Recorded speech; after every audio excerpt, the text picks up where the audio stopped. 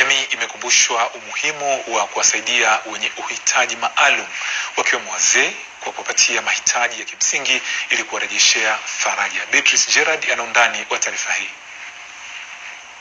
Mzee Hassan Bailo ana umri wa miaka 72 akiishi peke yake na akiwa ni mmoja kati ya wazee wengi wanaopitia maisha magumu akikabiliwa na changamoto za kiafya, ulemavu pamoja na kukosa huduma muhimu. Suala hili linaibuliwa na kituo hiki likigusa chama cha wazee wanaume Tanzania kupitia rais wake Tadei Mchena ambaye anafika kwa mzee huyu na kukabidhi mchango wake. Mpango wetu chama cha wazee wanaume Tanzania ni kusaidia wazee wote wasiojiweza nchi nzima kama sera ya 2003 inavyoelekeza. Bima ya afya kwa wazee ni bure. Kwa hiyo sasa sisi tunataka kubaini wazee wote wenye shida mbalimbali. Na sio tu kwa mzee huyu. Tuko tayari sasa kuzunguka Tanzania nzima mpaka vijijini. Rai yangu kwa vijana wetu wote ambao tumeweza kuwasomesha, na hata kama baba hajawahi kukusomesha, baba hajawahi kukusaidia, baba anabaki kuwa baba tu. Tuone namna kumsaidia baba. Na mara nyingi nimekuwa nikisema baraka zote zinatoka kwa baba. Wewe mtoto ambaye hutaki kumsaidia baba yako aliyekuzaa, hata kama hajakusaidia, yani nasema mwisho wako ni ubani. Akipokea msaada huo, mzee Hassan Bailo amekishukuru chama hicho kwa kumtembelea na kumwezesha kutatua changamoto mbalimbali zinazomkabili ikiwemo malazi, chakula na pesa za kujikimu.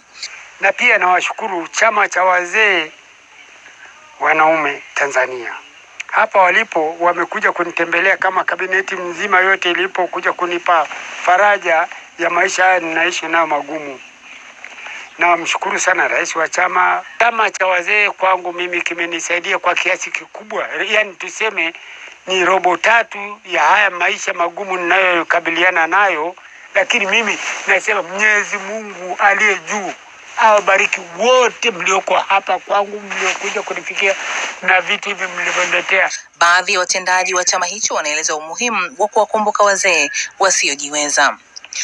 Wazee wanafanya kazi ya jamii. Kwa hiyo niwashukuru wazee wote katika chama, wamefanya kazi nzuri ya jamii. Kwa hiyo tumshukuru Mungu kwa ajili ya wazee ambao wamefanya kazi ya jamii. Tumejichangishana kidogo kidogo, tulikuwa tunapiga ombi kwa taasisi zingine za kiserikali pamoja na mbunge wetu imguse hii kitu kwa sababu yeye ndo mlezi wa Arusha. Na nipongeze rais wa chama cha wazee wanaume Tanzania aliyeweza kuanzisha hiki chama kinachoweza kubeba majukumu haya ya kuwatembelea wazee kama hao, kuweza kuwapatia msaada.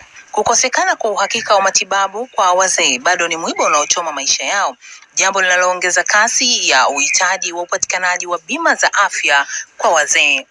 Beatrice Gerard, Star TV, Arusha.